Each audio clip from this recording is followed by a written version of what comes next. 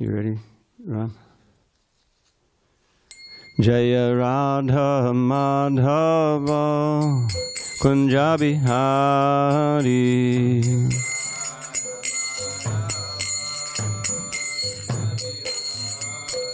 Jaya Radha Madhava Kunja Bihari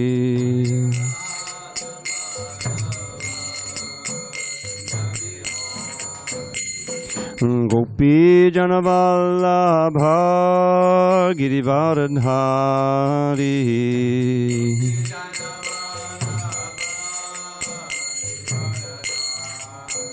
Jai Gopi Janavallabha Girivardhari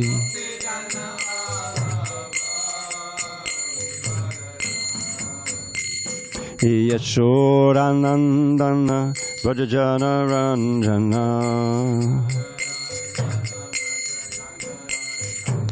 Yashodanandana Vrajajana Ranjana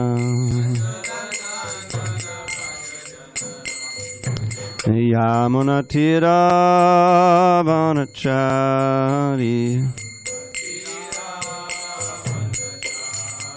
Yamunatira Vanachari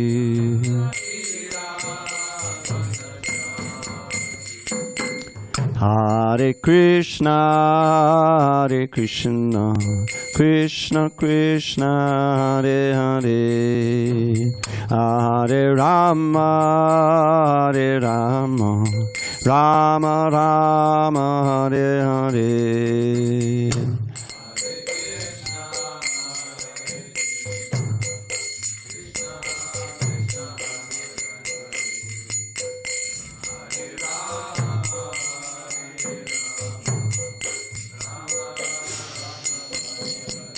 Hare Krishna, Hare Krishna, Krishna Krishna, Hare Hare, Hare Rama, Hare Rama, Rama Rama, Hare Hare.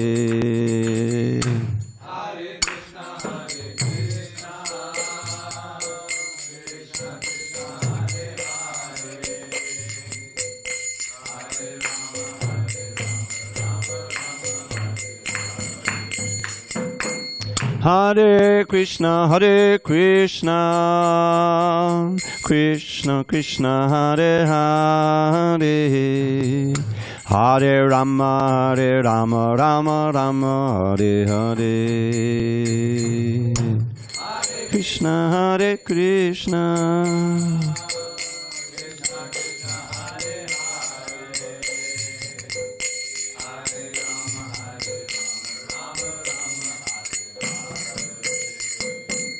Jaya Radha Madhava Kunja Bihari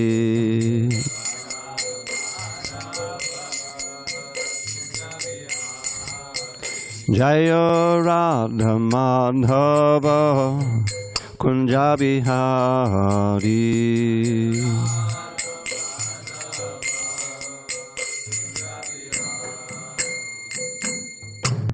Jai Om Vishnupad Paramahansa Parujaka Acharya Ashtotartha Sri Srimad His Divine Grace Srila A.C. Bhakti Vedanta Swami Prabhupada Ki Jai. ISKCON BBT Founder Acharya Srila Prabhupada Ki Jai. Jai Om Vishnupad Paramahansa Parujaka Acharya Ashtotartha Sri Srimad His Divine Grace Srila Bhakti Siddhanta Saraswati Thakur Ki Jai. Ananta Koti Vaishnavina Ki Jai. Namacharya Srila Haridas Thakur Ki Jai. Grantaraj Srimad Bhagavatam Ki Jai. Samaveta Bhaktabinda Ki Jai. All glories to the assembled devotees. All glories to the assembled devotees. All glories to the assembled devotees. All glory to Shri Guru and Gauranga. Okay. Om Namo Bhagavate Vasudevaya. Om Namo Bhagavate Vasudevaya. Om Namo Bhagavate Vasudevaya.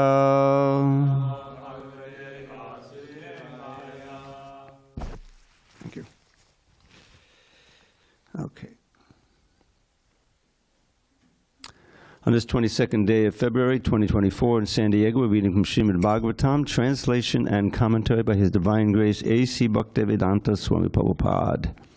And we are in Canto 7, The Science of God, Chapter 6. Prahlad instructs his demoniac schoolmates. Text number 15. Vitteshu Nitya Binivishta Cheta Vidvangsh Chadosham Padavitta Hartuhu Pretyeha Vatapi Ajitendriyas Tad Ashanta Kamo Harate Kutumbi Vitteshu Nitya Binavishta Cheta. Good. Hold on a minute. I don't know why this isn't working. Hare Krishna. Okay, now it's working. Vitteshu Nitya Binavishta Cheta. Vidvangsha dosham padavitta hartuhu. Pretyeha vatapya jitendriyastad. Ashanta kamo hadate kutumbi. Vitteshu nitya binavishta cheta. Vidvangsha dosham padavitta hartuhu. Pretyeha vatapya jitendriyastad. Ashanta kamo hadate kutumbi.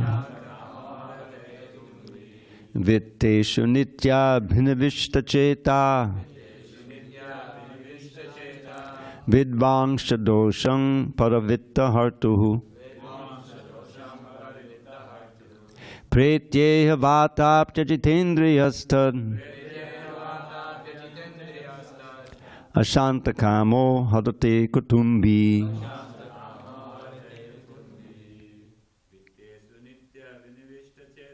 Vitteshu nitya bhinavishta cheta.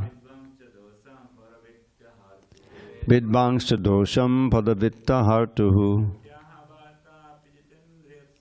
Pretyeha vatapya jitendriyastad. Ashanta kamo hadate kutumbi. Vitteshu nitya bhinavishta cheta. Vidvangsha dosham padavitta hartuhu. Pretyeha vatapya jitendriyastad. Ashanta kamo hadate kutumbi. Vitteshu nitya bhinavishta cheta. Vidvangsha dosham padavitta hartuhu. Pretyeha vatapya jitendriyastad. Ashanta kamo hadate kutumbi. Vitteshu nitya binavishta cheta. Vangsha dosham padavitta hartu. Pretyeha vatapya jitendriyastad. Anyone online? Vitteshu nitya binavishta cheta. Vitteshu nitya binavishta cheta. Vidvangsha dosham padavitta hartuhu. Vidvangsha dosham padavitta hartuhu. Pretyeha vatapya jitendriyastad. Pretyeha vatapya jitendriyastad. Ashanta kamo hadate kutumbi. Ashanta kamo hadate kutumbi. Okay, word by words. Vitteshu, in material wealth. Nitya abhinavishta chetaha, whose mind is always absorbed. Vidvan, having learned. Cha, also. Dosham, the fault. Paravittahartuhu, of one who steals the money of others by cheating or by transactions on the black market. Pretya, after dying, iha, in this material world, va, or atapi, still, ajita indriyaha, because of being unable to control the senses. Tat, that, ashantakamaha, whose desires are unsatiated. Harate, steals. Kutumbi, too fond of his family. Translation. If a person too attached to the duties of family maintenance is unable to control his senses, the core of his heart is immersed in how to accumulate money. Although he knows that one who takes the wealth of others will be punished by the law of the government and by the laws of Yamarāja after death, he continues cheating others to acquire money. Okay, sorry.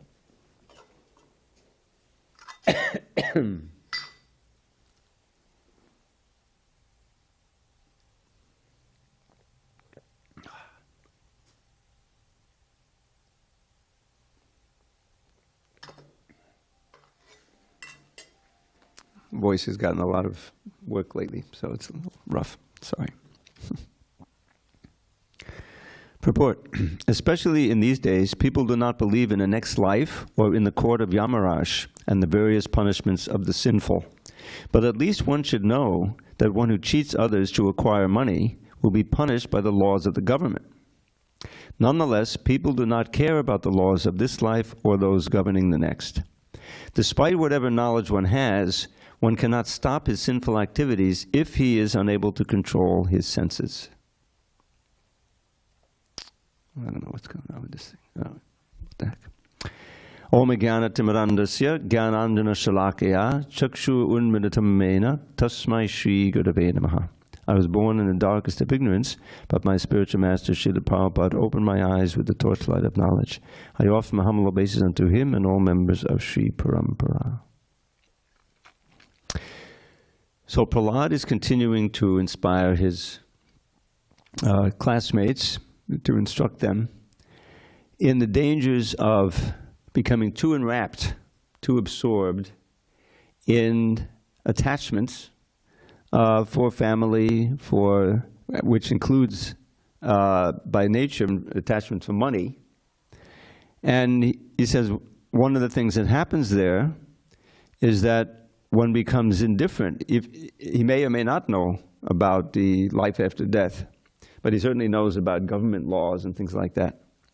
But despite these so-called breaks on simply rampant thievery and cheating, still the strong desire for the money in order to maintain the family overrides one's good intelligence, and you're ready to engage in the risk of doing that. Now this brought to mind this very important part of the 3rd chapter of the Bhagavad Gita. At the end of the chapter on Karma Yoga, Arjuna asked the question, what is it that impels one to act in such a way, even against his own interests? What is it that, even though he may know, he is still acting against his own interests? And that's exactly what's being talked about here. And what's Krishna's famous answer? Kama esha, krodha esha, rajogana samudbhava, mahashano, mahapapma, vidyanam, iha vairinam. Now it's very interesting because they're on a battlefield after all.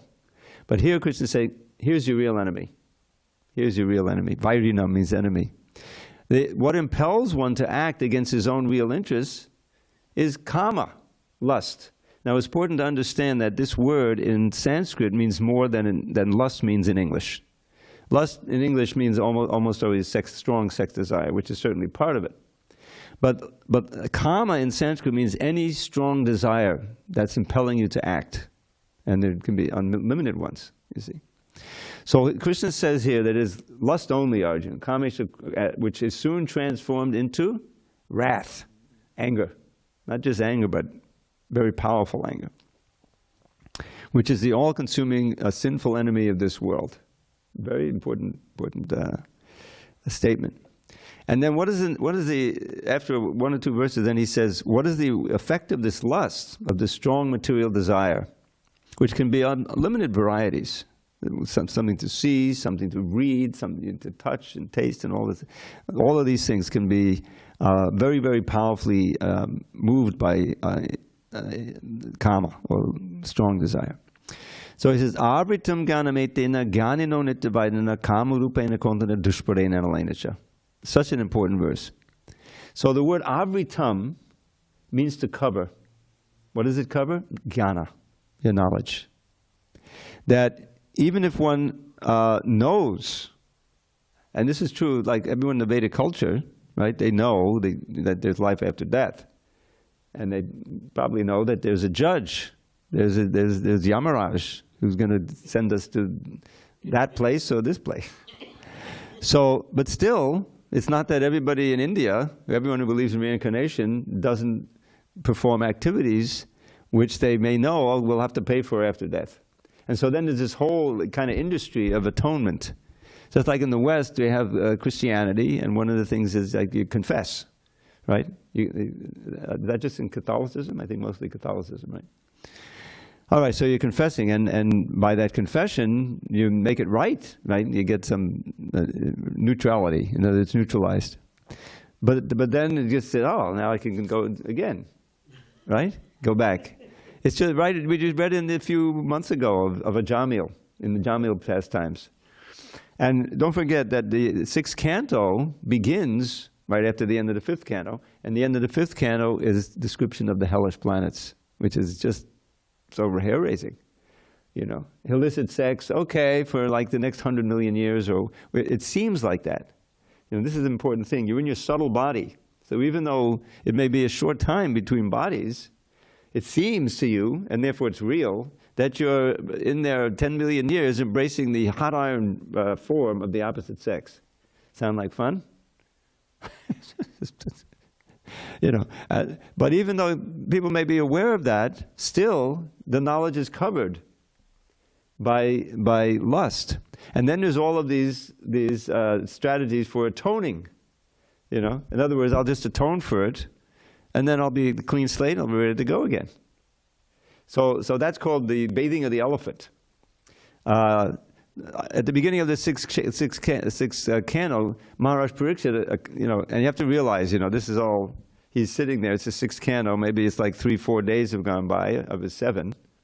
So every second counts. So but he's very concerned as a pure Vaishnava for all of these poor souls who are going to suffer in the hell. So his question is, how can they be saved? Really saved, so they don't have to suffer the hell. So that's the answer of Shukadev. So he tests him, and he says, he starts describing materialistic atonement. If you perform this sacrifice and you do this, you know, then you can get cleared up. But then Maharaj Parikshit very wisely says, yeah, but that's like Kundra Shochavat, is the bathing of the elephant. A very nice analogy. Elephants, he's running around the forest all day, you know, there's all kinds of dirt there, and he's all sweaty, you know, so he needs to take a bath. So there's a nice lake nearby, so he goes into the lake, and he's got a wonderful internal shower that he can use, right? And so he's clean after 15 minutes. He comes back out, but how's he going to get dry, you know? There's no gumption big enough for the. And even if there was, he couldn't, you know. So there's the path, you know, the dusty path. He rolls around in the dusty path, so he gets dry, but then he's dirty again. So the idea is that just as sinning and confessing is not going to help you. That just keeps you in what it eventually does. You become cynical about religion itself, and you say, "Oh, the heck with it," you know. So then, what is the real way? Chanting the holy name. That's the idea.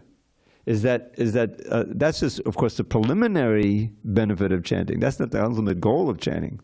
But this is one of the, you see, this is one of the inducements that people can get to start chanting, and then the magic will take place, and they'll realize, oh, there's much more to this chanting, just getting rid of my sins. But in that vast mass of people, their knowledge is covered by this strong desire, kama, you see. And that's why in that series of verses, there's this wonderful verse, what is it? Vishayavanivartante nirahara dehinak. Rasavarja masopyasya padam jishra. That oftentimes someone will be, say, addicted, say, an alcoholic, you know. So he knows, you know, the knowledge is not going. He knows that it's ruining his life. You know, he's getting estranged from his wife and kids. He can't go to work, you know, and it's ruining his health. He's got liver disease, or he knows he will get it. So he takes a step to try to get free of this. And he's using his intelligence. So in this case, there's a war between the intelligence and the addiction, which is coming from the senses and everything, you know. And so first thing he has to do, he has to get good association. AA, Alcoholics Anonymous. I like to tell this story. There's a major branch of it up the street here in one of the churches. You walk up Cass, and there's two major churches there. One of them's been there for over 60 years, 1947. They own a whole block there, you know, and they're quite wealthy. You can see they got it together. But and I think it's that one or the other big church there. And there was a fellow who came down here. There's a whole story about how he did. Anyway, just related. There's a devotee in Alachwe. Some of you may know this devotee, Adi Karta. Adi Karta. He's an old-time book distributor from UK. Very nice devotee. Now he's giving an initiation, actually. He's approved for that. So he had several sons, and one of them, unfortunately, got involved in alcohol. So we're all friends. So he sent him out here so he maybe will get some good association and everything. So he was, you know, attending the programs and everything, but he would go up to AA. And he met some fellow up there who was interested in Krishna consciousness, and he started bringing him down here. And this poor guy, he had been addicted to cocaine, you know, and he was trying to get rid of that and use the same techniques, you know. So he stayed here a while, but it was really tragic. He would sit in the class. He liked my classes, but he could only sit for like 3 or 4 or 5 minutes, and he had to get up and leave. He was so, you know, agitated by the results of the cocaine. He came to visit me just a couple of months ago. I hadn't seen him in years. Poor guy had parked his car nearby, but he forgot where it was, and you know, he didn't know what to do. Then he started walking and went, "Oh yeah, I was T-Mobile." Oh, okay. So you know, it's tragic. You're destroying your brain, really. You're destroying your life, but you're so much in the grip of some whatever it may be, and it can also be family life. You know, that's what's being spoken. That could be very addicting also. And how to get free of that? Well, the first step is to really get the knowledge and understand what the implications are of being attached to, so strongly attached. Not just to hell, but just to reincarnate. Even if you're just going to come back without, you know, you're not that sinful. That in itself is miserable. Plus, the chance is always that you'll come back in a yuga like this present yuga, and there won't be a chance to might meet anyone who can help you, and you just become more and more, you sink down. So it's like this is an existential position of every living being, and millions and billions of human beings, they have no idea of this. So Prahlad is describing it. It's from his too attached to the duties of family means is unable to control the senses. The core of his heart is immersed in how to accumulate money. So money itself can be an addiction, you know, or the family is an addiction, and the only way to make it work is to have money, and so you have to get the money. And you're tempted because you can't find a job that's sufficient to go and violate the law. Even though you know that if you get caught, that'll be a disaster. You know, well, maybe I won't get caught, you know, like that. And then if you really, you know, in Vedic culture, you'll understand, yes, and there's punishment after death, which no amount of, you know, but still, you go. So what can break that addiction? What can get you out of that so that you can actually give it up? So Krishna chants this, gives this verse, Vishayava nivartante nidahara siddhehinak, that one may give up the object of the senses, you know, by intelligence and willpower, you know. But, and this is the whole point of Brigham in the Kunja Shochavat, the elephants, but the desire for those objects are not given up. You're just skating on thin ice, you know. And so eventually you'll fall back into it, often. So then he says, Vishayabhani vartate nidahasya dehinak rasa varjam masopyasya. But if you can get the higher taste, param drishtva nivartate. Param drishtva literally means to see or directly to experience. Param is a shorthand for Krishna, for the higher taste, for the spiritual attraction. If you can really get that, then you can have the strength to give up the lower thing. Then vinivartate. And this is what this whole movement is based on. You know, Lord Chaitanya came with Nityananda, you know, and invited everyone, chant Hare Krishna. Don't worry, I don't care how sinful you are or whatever it is. Just chant. Join us in chanting, you know. I don't know how many of you have read or heard about the first Harinam Sankirtan in Navadvip. When Lord Chaitanya was having all these Sankirtan, but it was in the Shivasangan, behind closed doors. You know what I mean? It started that way. Then it would be in the homes of the devotees. You know, but it wasn't out publicly on the street because the Muslims were ruling, you know, and everything. Plus you had the caste Brahmins who were against it because they felt threatened by that. What are you doing? You're, you know, exalting, you know, all these low-born people. So it wasn't public at first. But then the Qazi got complaints from the Smarta Brahmins. Said, what is all this emotional thing going on? You know, they're raising up the Brahmins, and it doesn't say anywhere in the Shastra one should loudly chant. You know, we can't sleep at night. I mean, it was like this whole thing. So, but they had influence because they were wealthy and they were, you know. So the Qazi went out and sent his henchmen out, and they broke some Madanga drums. You know, Madanga is very important in the Kirtan. There's a whole worship of Madanga that we do. So Lord Chaitanya said, okay, we'll see what the Qazi can do. We're going to have kirtan now. You know, tell everybody to come in the evening, all the bhaktas, light some torches, you know, and we're going to have a kirtan. They came out by the hundreds of thousands. And it describes how the Qazi sent his soldiers out, you know. But they all had beards, because they're all like Muslims. So they would hide their beards. They're afraid now. They don't care. We have the weapons. They're, you know, they were scared. So that broke the whole thing out, you know. And at the end of it, they were ready to wreck that house. They started wrecking Qazi's house. If you read it in the account that's in the Chaitanya Bhagavatam, it's a little more graphic than the one in the CC. But Lord said, no, cool it out, right? And so then he went to the Qazi, and the Qazi was very ready to speak to him now. You know, he realized what power he had. And it was reconciled. And he had a little talk with the Qazi, and you know, why are you killing your mother? What do you mean? Yes, the cow gives milk and all this, you know. That's like anyway, I won't go through all of that. But the Qazi famously then said, yes, there should the kirtan, Hare Krishna kirtan should never be suppressed in the Sindhi here. And then when you go to Mayapur, when I first went to Mayapur, they told us, yes, this was going on Harinam in Navadvip. And it was never, you know, prohibited after that. So that is the key. The key is to get a strong enough higher taste so that you can have the spiritual strength, the intelligence to suppress these strong desires, addictions that you may have.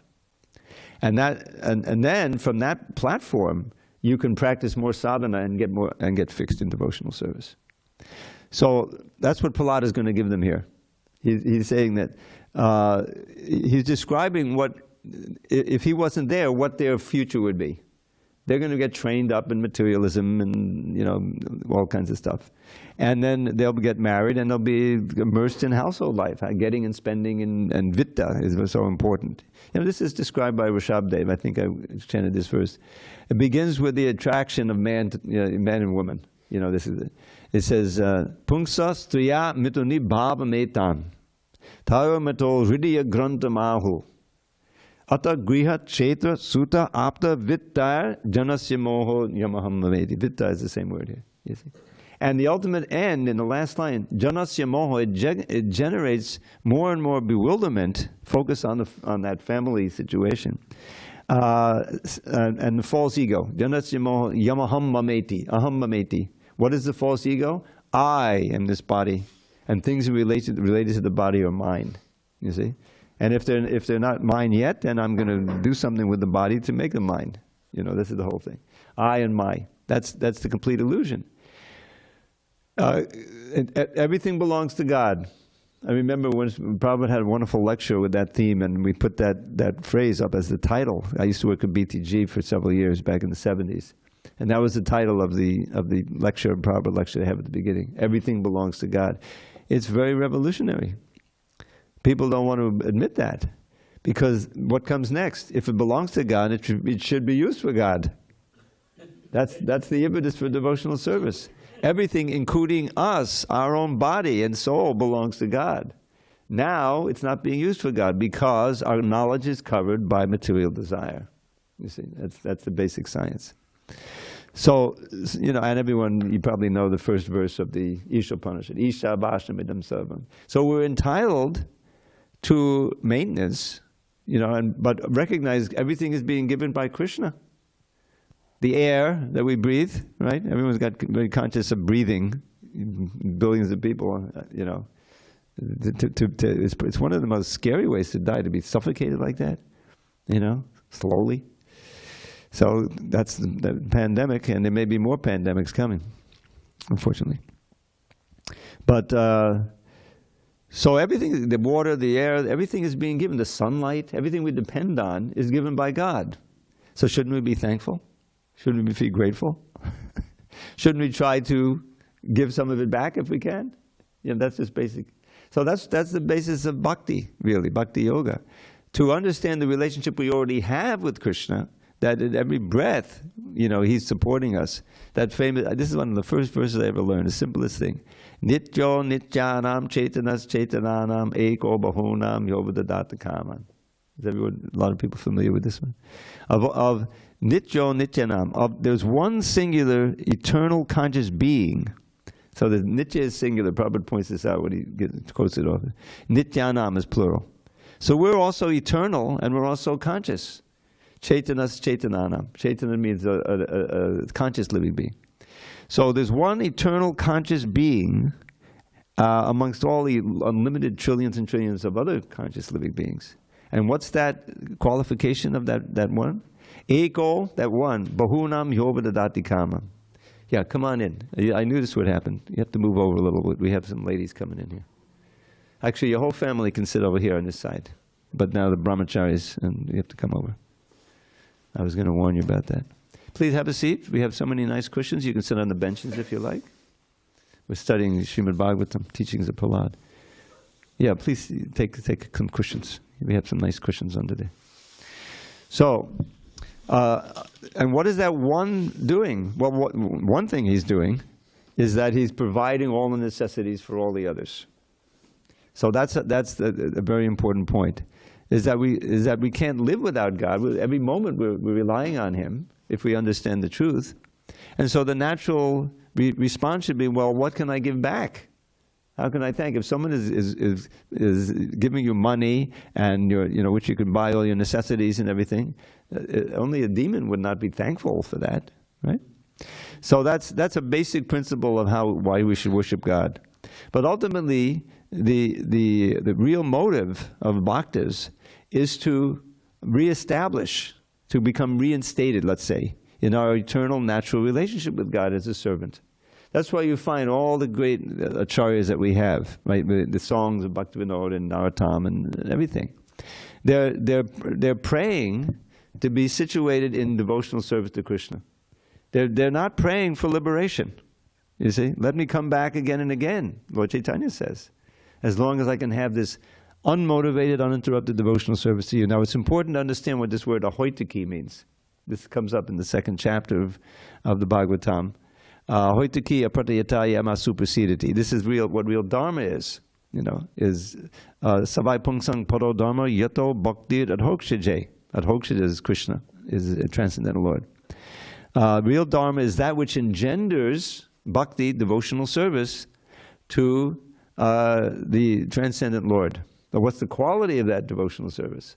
Ahaituki apratayata. To fully satisfy the self, it must be unmotivated. But unmotivated is really a kind of a too broad term. It means not motivated by any material motivation. Because we have a motivation. Why do we get up in the morning? You know, there's got to be a motivation.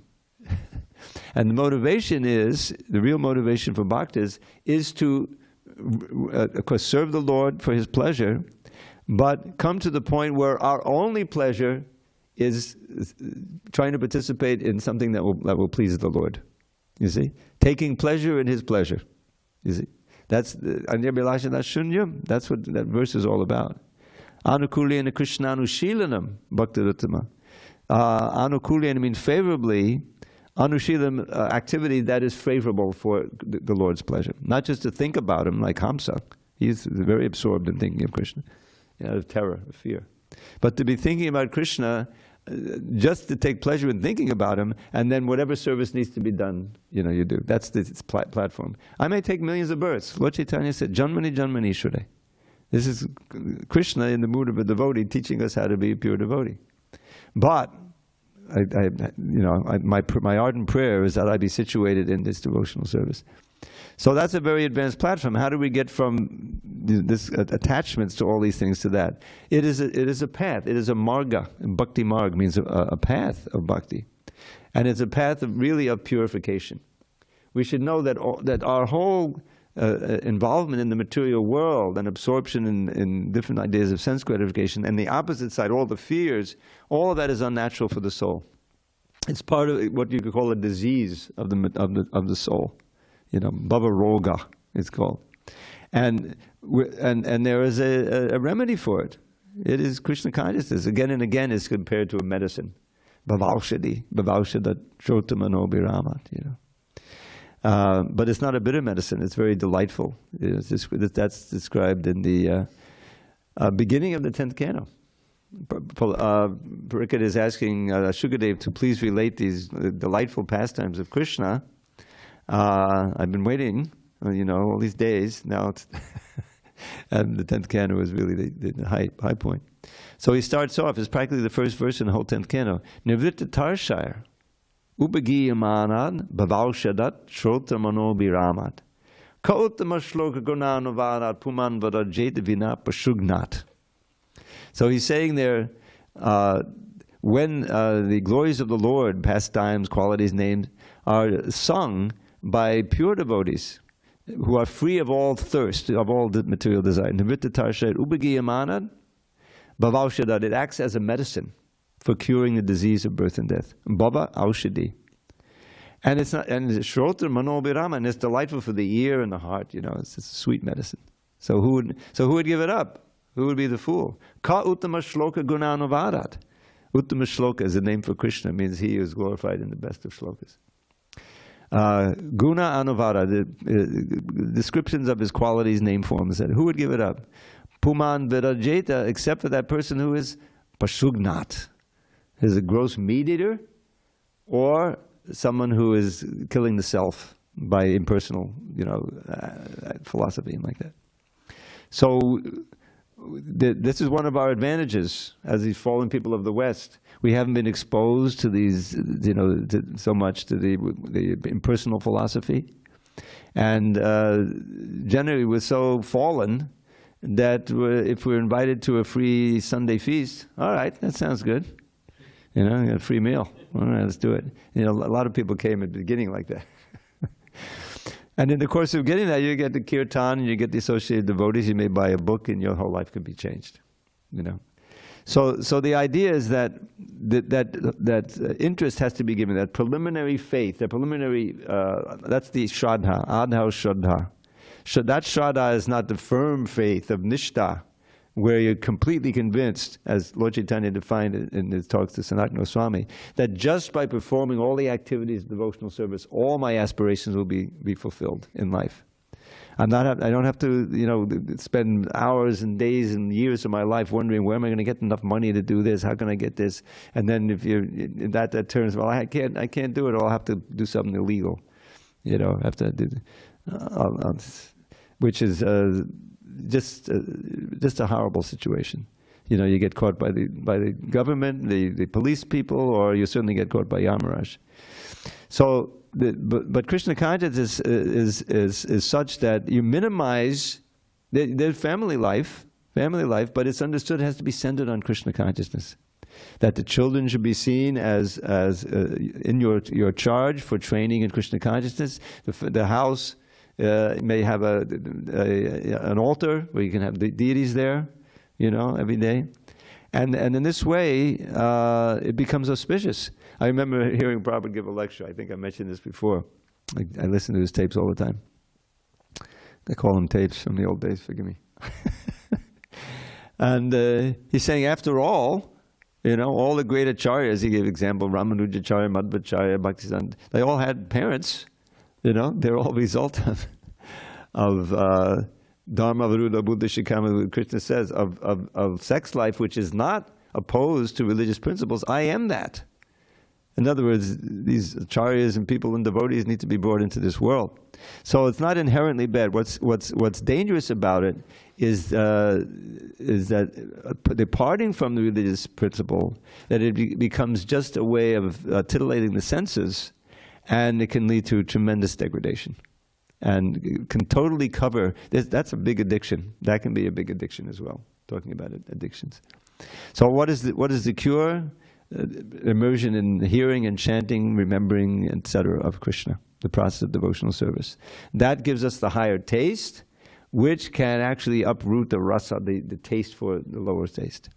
And once that is happening, and this is right in the Bhagavatam second canto.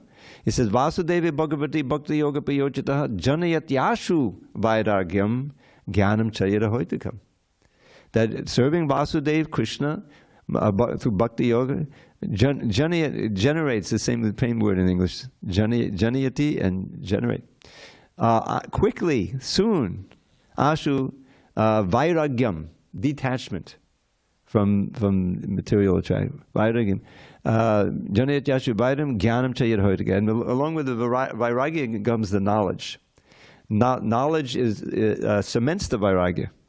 You're not attracted to things which you know are bad for you, And so knowing they're bad for you is supposed to lead to not getting entangled, but it's often not strong enough. But here, real knowledge, not just of the harm of some alcohol or something to the body, but the disastrous harm to your real goal in life, which is Krishna, real self-realization. You see? So understanding that it's such a bad bargain to engage in these titillating activities that bring you another birth and often ruin your life in this birth, rather than controlling them and practicing devotional service to cultivate the higher taste, which will culminate in freedom from birth and death and return back to your original spiritual life, which is an unending is the key, unending ocean of nectar, of happiness. Sat Chit Ananda, eternal, full of knowledge, full of bliss. That's our nature, and that's what we should strive for, and we should bring us on. And it comes from cultivating this humble position as a servant of Krishna, and learning how to taste the nectar of Krishna consciousness. And there's so much. We had this wonderful festival last night. The very name, Nityananda, eternal blissful. He's inviting us all to become also eternally blissful. And what's his formula? He got it from Lord Chaitanya. Bolo Krishna, Bhajo Krishna, Karo Krishna, Shikha. Actually, there's 3 elements to it. What could be simpler? So I added another element, because that's the preaching element. Just chant Shri Krishna's name and worship him with all your heart. Follow his instructions, and to others them impart. That's really the essence of this Krishna consciousness movement. So it begins with that chanting, because that gives you an immediate taste, an immediate experience. And Krishna within. Don't forget, part of those verses in the second chapter, they end with these like a crescendo, like a musical thing. Shrinvadam sakata Krishna punya shavana kirtana kuridyantaksto yabhadrani vidunoti suritsatam. If we can cultivate a taste for hearing and chanting, and we do that regularly, which is what this movement is all about, then Krishna in our heart, he's always with us. He's saying, oh, he's hearing about me? Prabhupada gives this on the tape. Oh, he's hearing. Swakata means his own kata, his own talk. Srinvatam Sakata Krishna Punya Shavana Kirtana. And Prabhupada and Sukadev says, which brings piety just by hearing and chanting it. Punya Shavana Kirtana. Piety means bhakti credits. Shavana Kirtana. Ridyan Taksto, seated in the heart, right? Krishna is Prabhupada said, this is nominative. He's the subject of the sentence. Krishna is in the heart, is doing it. Ridyan Yabadrani Vidunoti. He cleanses away all of the inauspicious things in the heart. Let's count them: lust, anger, greed, illusion, envy, all of the what is it? Grudges you're bearing from many years ago. You see someone who insulted you 50 years ago. No, I'm not going to talk to that person. That's crazy. All of these things are in the heart, knots in the heart. He's cleaning it away. He's cleansing it away. Cheto Dharpana Marjanam. That's what it means. And then what happened? Vidanoti Shinbatam Sakatakas Punya Shavanakir Vidyantaksto Abadani Vidanoti Suritsatam. He is the eternal well-wisher of the devotees. He's the eternal well-wisher of everyone, he says at the end of the 5th chapter. He's our best world, but we don't recognize him there. He's in our heart, right? But here, the devotees are able to start to recognize how merciful Krishna is, how kind and compassionate. Vidunoti Suritsatam. And what is the result? Exactly described it. Tadadadas tamo vava kama lobadayasche cheta eta anavidam stitam sattve pasidati. That the lust, the kama is nourished by the mode of passion. That's why it's called the mode of passion. Because you become so much absorbed in the object of the senses and the things that you have to do in order to enjoy those senses. That's the mode of passion. The money you have to get. That's Videsha, the first word of this verse. So you say, tada, at that time, when you're hearing and chanting nicely, and Krishna is cleaning the heart, then you come to the point of transcending the mode of rajas and tamas, gross ignorance, and you become fixed in goodness, which is a very preliminary but important stage. So, stitam sattve prasidati, and you're becoming naturally joyful because you're chanting the holy name and everything. And then what? Evam prasanna manaso Bhagavad Bhakti Yogadaha. By this Bhagavad Bhakti Yogadaha, you're starting to become naturally joyful. This is our natural state. Krishna is this is the one you can all memorize right now. It's a sutra. It's not even a verse. Anandamayo Vyasat. Can you remember those two words? Anyone who doesn't know it, repeat it after me. Anandamayo Vyasat. Very good. See, you got it already. So what does it mean? Anandamaya means full of bliss. This is describing Krishna, actually, the Lord. But it can also describe us if we become pure. Anandamaya Abhyasat. Now the word Abhyasat, I think, and someone might correct me or I can research it, means by what we learn from his activities and from his character and from accounts, he's full of ananda. Abhyasa means practice. Right? Practice means what he does. So from understanding Krishna's Leela, from hearing it, we understand he's always blissful. Prabhupada points it out, he's killing a demon, and he's like when he kills Hiranyaksha. We just read about Varaha, right? So it seemed like it was touch and go for a while, He lost his weapon, he let that go, But he's just playing.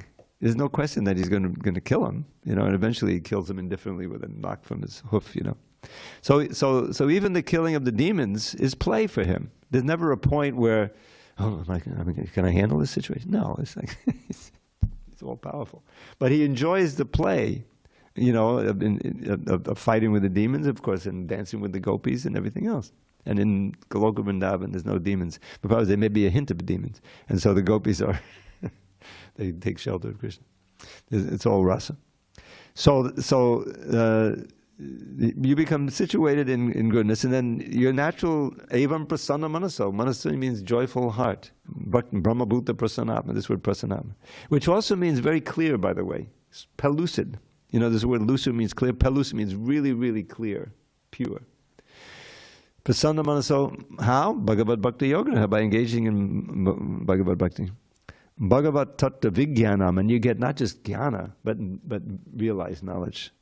In other words, you're seeing, you're experiencing directly, and no one can convince you God doesn't exist. You experience it. Badabhak tattva vigna mukta sanga sijayate. And you conquered over the material energy, your own mukta sangha. You're free of all attachments. Again, mukta sangha. Then comes the last verse in the series.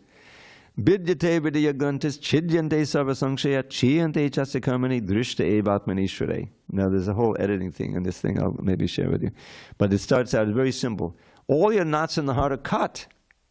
All these knots, which are deep attachments, which are keeping you bound to this birth and death, life after life, they're finished. You're not at all attracted to the lower pleasures anymore. Just like famous Yamunacharya with his verse. I won't chant the whole thing. But it basically said, because he was a king for a while, he had all opportunity for enjoyment. And so he said, now when that memory comes up, because things come up, he says, he spits at the thought. Rather than said, oh, maybe I'll try it again. No, he spits at the thought. Because at every moment he's tasting the service of Nandanandana's lotus feet. That's the first part of the verse. That's the whole point. That if you can, and when is there a say, no, it's time to stop thinking about Krishna. There's never anything like that in there. More and more remember Krishna every moment. And how are you remembering him? In all kinds of wonderful ways. Serving him within your heart and tasting the rasa. So how can the sense gratification actually impinge on your heart? It can't. You see? It just becomes, are you kidding? I wouldn't even think of it. So that's the first. Chidyante sarva. All your doubts are completely destroyed. How can there be a doubt when you're directly experiencing Krishna? You see? So chiyante chasya karmani. All your karma, good and bad, whatever it is completely eradicated. And then drishta evatmanishvare. You actually see the Lord within your heart, and you see yourself also. There was some confusion there where it came out. One sees the self as master. After all of this, I'm the master. So at least we should capitalize the selves. He sees it, but that's not what Prabhupada said. He said one sees oneself and one's master. That was the meaning. Sometimes he would leave words out, the word "and." Anyway, this is the fact. That's why it'll read. If you read that. Read it in the little blue, I call it the Bhagavad teaser book with the 8 Bhagavatam teaser, 8 chapters, Kunti prayers at the end. And that's fixed in there, and it's in the database. So Prahlad will of course teach them this is the introduction, why you should practice, why you should listen to me, why you should take up Krishna consciousness. He's telling you, don't just get involved, automatically in materialistic household life. Here's why you should avoid it. Rather, chant Hare Krishna, worship the Lord, And this was like the worst anathema for Hiranyakashipu. So after this, he's going to take up his sword and chop off. Prahlad said, no, he can't. He wants to, but he can't. And he gets torn apart. We sing it every morning. Dalita Hiranyakashipu Tanu Bringam. You know what Tanu Bringam? Who remembers what Tanu Bringam means? Now I know. Come on. Vijamani, what is Tanu Bringam? Not a bee, a wasp. Wasps are more nasty than bees, right? They just bite you. Yeah, so he tore him apart with his amazing nails. I read something, I thought, Adbhuta Shringam always meant wonderfully sharp. Seems like, which is one meaning. But I saw Vishwanath Chakravarti commentary. It's wonderful because he has these lotus hands, right? Tapakata Kamalavare. So wonderful. Lotuses with the sharp fangs, it's kind of a surprise. So that's another way it's wonderful. But, we're not scared, right? It has that incredible aspect in the Shringadev to kill the enemies of his devotee, those who were tormenting his devotees, boom, But the devotees aren't scared. Like Prahlad, he was the only one who could walk up. But Lakshmi was even scared. This is not my husband that I know so well, They offered their prayers from a great distance, So I said, Prahlad, you go forward. Maybe you can pacify him. He likes you, So Prahlad went and said, okay. And as soon as Prahlad got near, he turned into Komala Nrsinga. The Komala, gentle Nrsinga. It is my beloved Prahlad. So we want to become like that with Krishna, that there's no fear of God. This fear of God and God as a vengeful God. No. God is a surit. He's the best friend of everyone. We just have to, act in such a way that he'll purify us more and more and reinstate us in our natural liberated state. Muktir hidvanyata rupam swarupena bhavastati. This is the definition of mukti, real mukti, not merging, no merging. Giving up these false forms. Our body now, it's not us, right? That's our basic understanding. It's not us. We identify, but it's not us. And eventually we have to give it up for another body. Hopefully it'll be purely spiritual.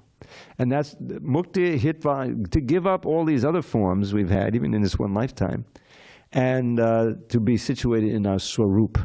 Swarup siddhi means your actual rasa with Krishna, and the form that you're in, whether it's a coward boy or a coward girl or Mother Yashoda's helpers, you can't become Mother Yashoda, in order to be perfectly suited to serve Krishna in a certain way, eternally, ever fresh, all different varieties, but still in a certain mood.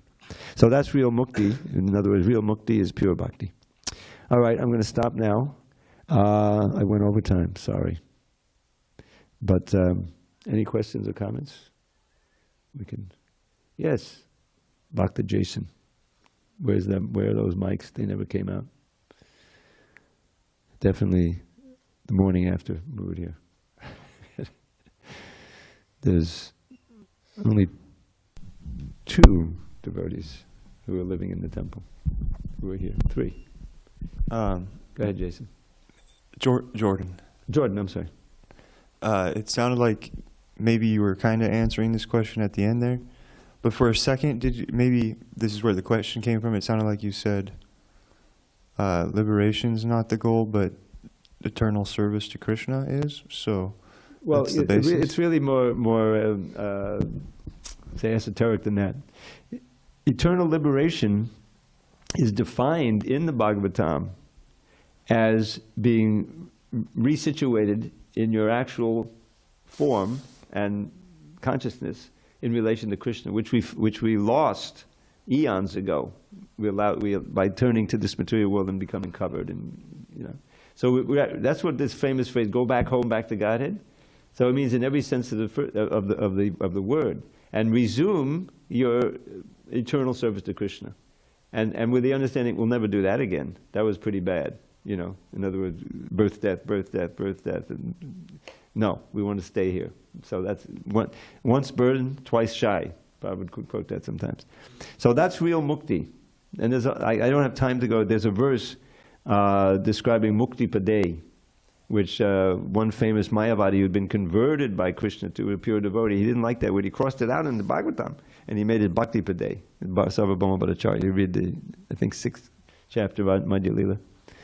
Lochi said, no, it's not necessary to, mukti, there's this wholesome mukti, which is liberated from all your misconceptions and from your entanglement in the material world, and reinstated in your swarup, this way. What is it? Swarupena vyavastati. Swarup. So that's our actual form. These are fake forms. These are temporary. Swarup it has to be eternal. We have our eternal form. So that, and it's equivalent, it's what really mukti is. So what you're saying is like willingness, willing to go through all that, willing to be how Krishna wants us to be is liberation. Yeah, not just going through it, but being absolutely ecstatic to do it.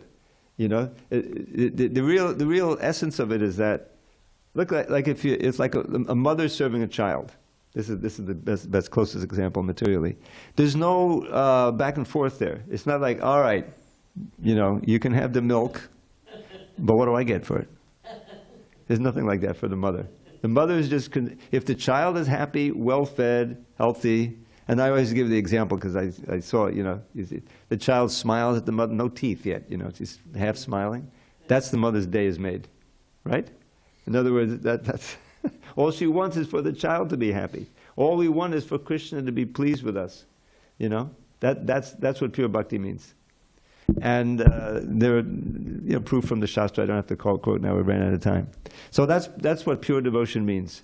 And on the material mindset, you say, well, that sounds, what about me? I thought Krishna's going to enjoy all that. But the point is, we're part and parcel of Krishna. We are also Anandamaya Vyasad.